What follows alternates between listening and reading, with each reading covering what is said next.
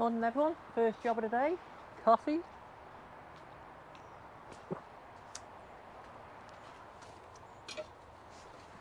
Squeegee the water away. Now, this is the concrete pad that I had laid. So we dug all out ourselves and whatever, and then we paid a company to do like the Baramix, but unfortunately, they got a bit of a low spot in it. Right where the toolbox is. So where you walk the most is where the lowest point is, unfortunately, but because I power floated it, and if I'd have been a bit more experienced with a power float instead of like the first time using it, maybe I could have got on it sooner and got it a bit more levelled out. But it's a learning curve, so yeah, we kind of power floated some of it, hand troweled some of it, and really like burned it up at the end. But because it's smooth, I can squeegee the water off, and because it's concrete going onto slabs which have gaps between them to let the water run off.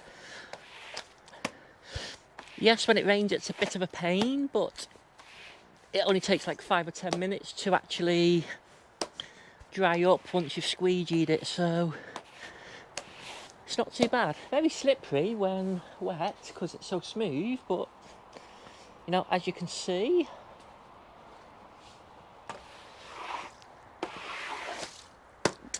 dries up quite well.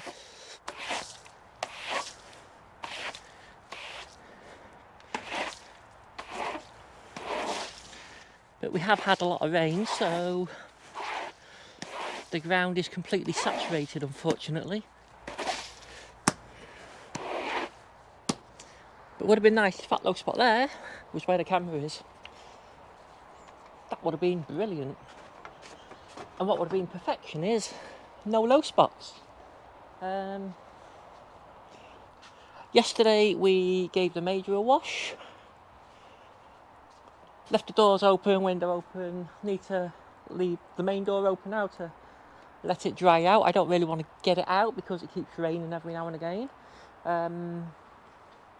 So once that's dried out and the floor mats have dried out, the floor mats can go back in, and then the seat cover can go back on, but I need to make sure that the seat dries out first because it's a cloth suspension seat.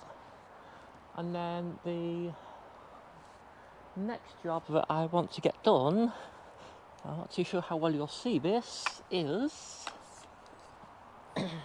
now on top of the roller shutter is a steel plate, and that steel plate needs cutting to the shape of the box profiling to let it fit back on correctly, because what I did was I have insulated the roof with PIR boarding, so it's got 50mm PIR boarding on the roof now.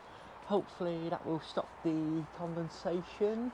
I'm not bothered about the gap that side too much because we're going to extend across the roof for the other shed, and then hopefully I can PIR the back and PIR the side, and then once the side's PIR'd I can get a proper capping made for here, just so the end cap's properly sealed up, so that'll come out 50mm and the back will go out 50mm. But at the moment it's taped up to try and stop any water going in. Any water going in should run off the PIR board because the PIR board is actually taped on the outside surface. So first things first, we need to get a profile for this box profile sheeting, and we're going to make that out of some cardboard. What I've done is I've been up on the roof and I've marked with the marker pen where the ridges of the roof is going to be, so that should now match up with my template that I made. So if I get the set square and mark these up, I should be able to then put that on there. They should align, and then I can mark them and make my cuts. Now some masking tape would be ideal for this, but I didn't bring any, so I'll lay that on that way, I think. Hopefully that'll make it a little bit easier. Get these marked up. We'll cut it and hope for the best. Actually, I'm going to go on, so I'm marking on the inside of the square. That way there's no risk of me going over the actual width that I need it.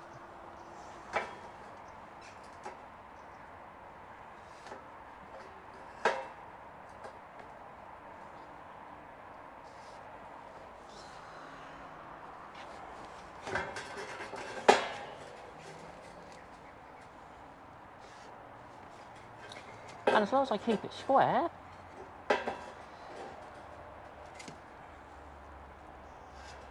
should work out okay.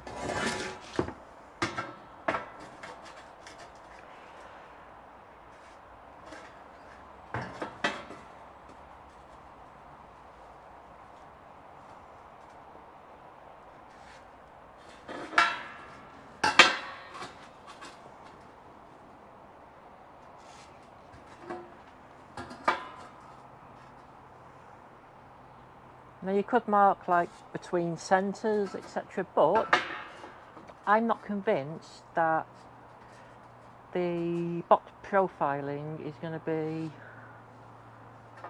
uniform in that way, just because it, you know, the bends might get squashed a little bit, which means one goes a little bit out than the other. So I'm hoping that this way is going to give me a more accurate reflection of where the peaks and the valleys are. So now we've got that done, it should be a nice case of transferring it like this. And it's a good way to kind of check that you're in the right kind of position. So I will go down level to the bottom, because that's what I've measured it from. And I think it's going to be a case of just like averaging it out.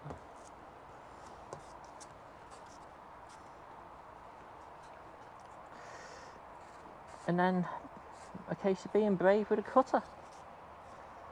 And in my case, it's going to be the 4.5-inch grinder.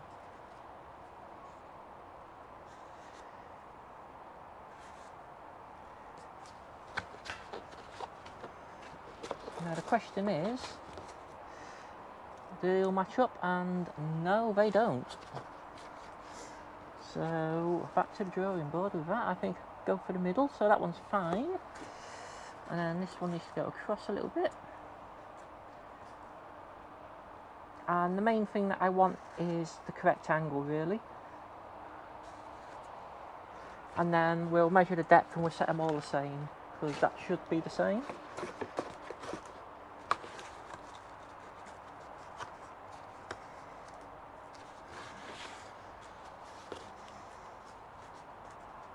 As we can see, that one there is completely different. I don't know why that's so different, because that one's right. That makes no sense. Is that right? No, that's quite a bit different too.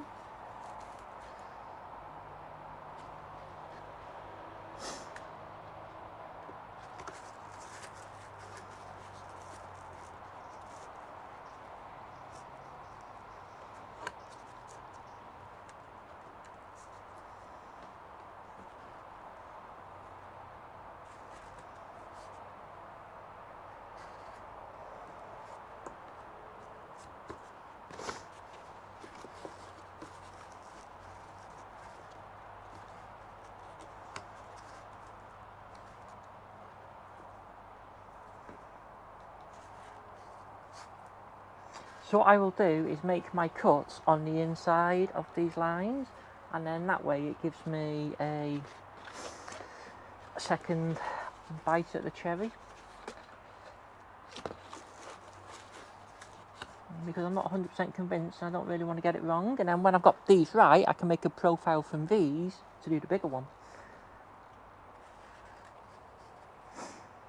Now, this isn't to keep it waterproof, it's just like a weather guard to keep the worst of the elements out and to stop it all blowing back up and into the front of the shed past the roller shutter door. And this end one's not too bad. So we're happy with that one.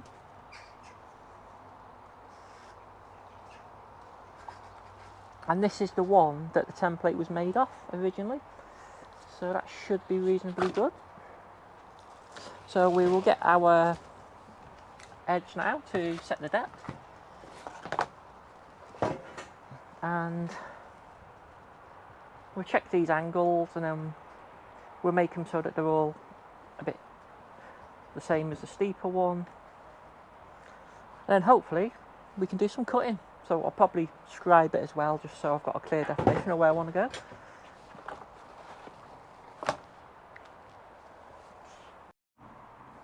So my starting depth is going to be 45mm. So I'll use this just to set the depth consistently.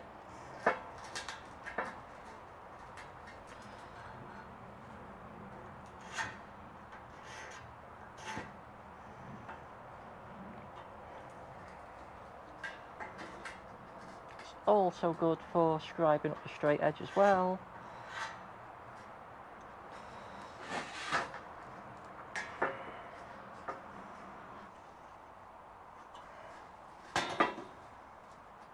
And when I cut this, what I think I'm going to do is have it so that it's got a couple of mil clearance. And the main reason for that is I think it'll just let me put some maybe sealing tube or something on it. Just to stop it flapping about maybe. I don't know yet, I'll see how we go. So I've got my angle gauge. What I can do is measure one of the profiles with this and then make sure that transfers onto there correctly. So as we can see, I've got these all scribed out now. Yeah, I think it's a case of just going for it. If they're a bit big, I can put some piping on to seal it. And like I say, it's just a weather seal. It's not actually really waterproofing. It's just to stop the rain blowing in. I've been up on the roof now and I put my test cuts on top of the box profiling to make sure my whole centre spacings are correct. I've taken the opportunity as well to mark on the edges here, coming off the roof with a set square so that I know where I should be going along. I've had to make these a little bit wider, and that has correlated then with a new diagonal lining up with the edge of the marks with a pen. So we'll get that cut out now and see how we go. I will cut on the outside of the lines just to give me a bit of clearance. Yeah, should hopefully fit then, and hopefully once I've done a check I'll be able to use this template to do the longer one. Well, that's the plan anyway. Back under here again, it started raining, so as we can see I've now cut all my V's out. I've filleted these ends as well, just so it goes in without taking all the paint off or covering off the material, and we'll give it a test fit now. Right, we are up on the roof, so this is where the piece fits, just to cover that gap between the roof and the roller shutter. When the roller shutter's in a fully up position, it comes back to just here. So to do a check I'm in the right place, I've cut everything out square, and as long as it's near enough, as we can see like that, we're pretty good. So what I'll do is I'll just mark these ones where it needs a little bit off each side, and then I can compensate for that when I'm doing my cuts. But overall, very, very happy with that. I've transferred the marks now from underneath onto the top, because that means I want to cut and give it a couple more mil on the outside of the line where I've marked that. And all I'm doing to cut it is using my Tinman snips. So I've got a left hand cutting pair, right hand cutting pair, and just a case of working along.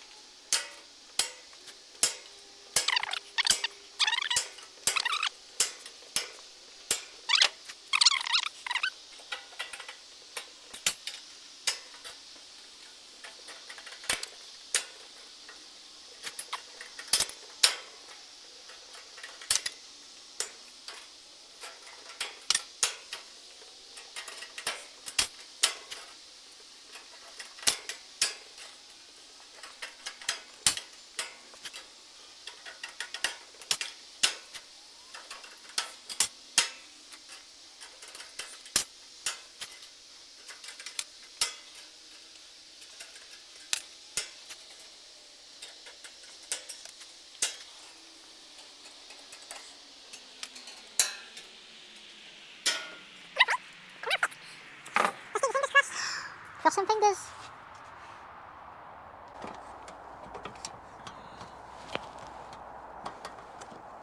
Okay, so, right, we are pretty much near enough there now. So, as we can see, that then pushes down on there.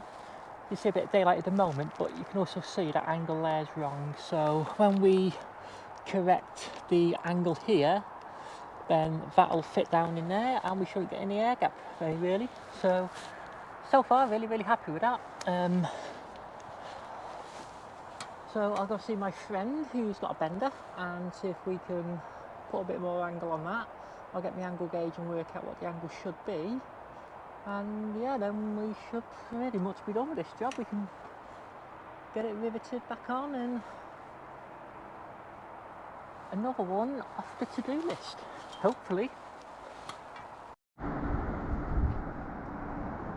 Righto, so I've been down to see the boys at H2O and they very kindly put the bend in for the adjustment that I needed. So what they've done is they've increased the bend here for me to make it more sharper. So yeah, I measured it the other day